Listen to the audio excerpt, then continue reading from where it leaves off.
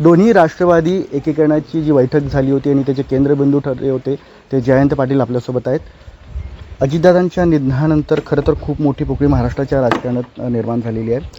दोन्ही राष्ट्रवादी एक होण्याबाबतच्या बैठका तुमच्या घरात झाल्या होत्या. नेमकं काय हा सगळ्या बैठकांचा सारांश होता? सारांश हा होता की आपण एकत्रित येऊया. एकत्रित आल्याशिवाय पक्ष बळकट होणार नाही आणि ही महाराष्ट्रात सगळ्या कार्यकर्त्यांची इच्छा आहे, अपेक्षा आहे. आमदारांची बहुसंख्य दोन्ही बाजूच्या इच्छा आहे. अशी चर्चा आम्ही तपशीलवार केलेली. अनेक वेळा बैठका आपल्या घरात झाल्या होत्या. त्या नेमक्या बैठका काय होत्या? यासाठीच होत्या, एकत्रीकरण करण्याविषयी आणि बऱ्याच तपशीलवार महाराष्ट्रातल्या प्रत्येक जिल्ह्याविषयी चर्चा आम्ही केलेली. तिथल्या कार्यकर्त्यांच्याविषयी देखील तपशीलवार चर्चा आमची झालेली होती.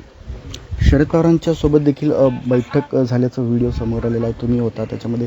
नेमकं त्या ठिकाणी काय घडलं होतं? त्यांच्यासमोर अंतिम शिक्कामोर्तब करण्यासाठी आम्ही त्यांच्याकडे गेलो आणि आदल्या दिवशी माझ्याकडं मिटिंग झालेली. सकाळी उठून आम्ही त्यांच्याकडं बारामतीला पोचलो. 8 ते 9, 9:30 त्या दिवशी उद्घाटनाचा कार्यक्रम 9:30 नंतर होणार होता. त्यामुळे 8 ते 9:30 आम्ही सविस्तर चर्चा केली. अजितदादा यांनी त्याविषयी 12 तारखेला म्हणजे ते 8 किंवा 9लाच करूया म्हणत होते, पण 8-9ला मला शक्य नव्हतं म्हटलं मी त्यांना. तर ते म्हटले मग 10 किंवा 12, तर 12 तारीख ठरली. अजितदादांचे आणि तुमचे सुद्धा चांगले संबंध होते आणि तुमच्याच घरात त्या बैठका पार पडल्या. 4 ते 5 वेळा किंवा 8 वेळा तुम्ही मला तसं 9 वेळा बैठका झालेल्या आहेत. या बैठका होत असताना अजित पवार गटाचे जे काही नेते असतील त्यांना या सगळ्या गोष्टीची कल्पना होती का? अजितदादा आम्हाला सांगायचे की मी सर्व आमदारांशी बोलतो.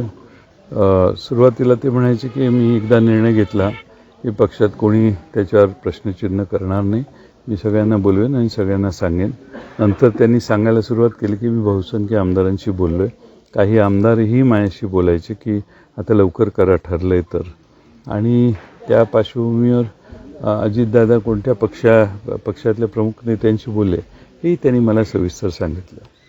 अजितदादा स्वतः या सगळ्या प्रोसेसमध्ये आग्रही होते असं तुम्हाला वाटलं होतं? हो, आग्रही होते. त्यांना साहेबांच्या उपस्थितीत दोन्ही पक्षाचं एकत्रीकरण आपण करूया अशी त्यांची आग्रही भूमिका होती. आता या ठिकाणी अजित पवार गटाकडून सुनित्रा वहिनींना उपमुख्यमंत्रीपद त्यांनी म्हणजे आज शपथविधी पार पडते, याकडे कसं बघता? तो त्यांच्या पक्षांतर्गत त्यांनी निर्णय केलेला दिसतोय. त्यांचा निर्णय त्यांनी केलेला आहे, त्यावर आम्ही कोणी भाष्य करणं उचित नाही. पण दोन्ही राष्ट्रवादी एकत्र येणार ह्या चर्चा सुरू होत्या. अजितदादांच्यामुळे कुठेतरी त्या चर्चा थांबतील असं वाटतं? काही अंशी मी सुनित्रा वहिनींच्याशी देखील यापूर्वी आणि परवा देखील त्यांच्याशी थोडी बहुत चर्चा केलेली होती. त्यामुळे अपेक्षा आहे की या चर्चा थांबू नयेत. कारण तुम्हालाच अजितदादांनी तारीख ठरवायचं जे आहे ते अंतिमतः अधिकार दिले होते. त्यामुळे यापुढे या चर्चा अधिकार नाही, आम्ही बोलत म्हटले जयंतराव 12 म्हणताना ठीक आहे 12 असं चर्चा होती. आज सुनित्रा वहिनींचा शपथविधी होतोय आणि या शपथविधीकडे कसं बघता? कारण की पक्षातले त्यांचे अनेक नेत्यांची किंवा कार्यकर्त्यांची इच्छा होती की दोन्ही राष्ट्रवादी पहिल्यांदा एकत्र आल्या पाहिजे होते.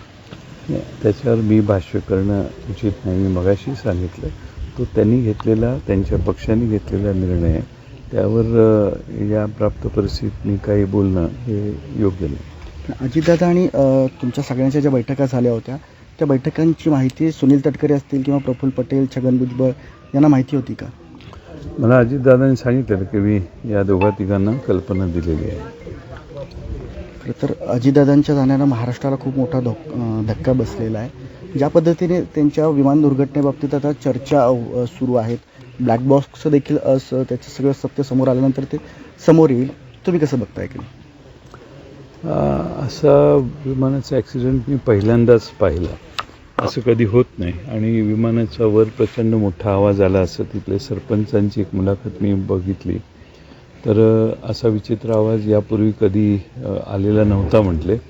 अनेक वर्ष तिथं ते राहतात त्यामुळे त्यांना आवाजाची ओळख होती. हा वेगळा आवाज आला आणि मग ते विमान एकदम खाली आलं आणि पडलं. तर असं कधी झालेलं नव्हतं आजपर्यंत. मी बरीच ॲक्सिडेंट ऐकले आहेत, पण असं कधी ॲक्सिडेंट झालेला मी पाहिला नाही. हा पहिल्यांदाच एक विचित्र असा ॲक्सिडेंट झाला आणि जगाला आश्चर्य वाटेल असा हा ॲक्सिडेंट आहे. ब्लॅक बॉक्समध्ये काही अंशी त्याच्यावर प्रकाश पडेल अशी माझी अपेक्षा आहे. या पुढची जी राष्ट्रवादी असेल, शेवटचा एक प्रश्न आहे की तुम्ही या सगळ्या गोष्टीमध्ये चर्चेमध्ये बिंदू होता.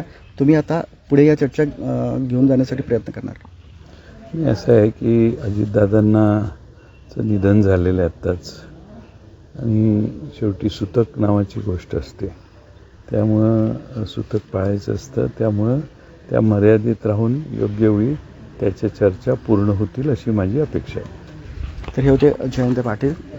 कॅमेरामन सुजितसह सरफराज सनदी, झी 24 तास, सांगली.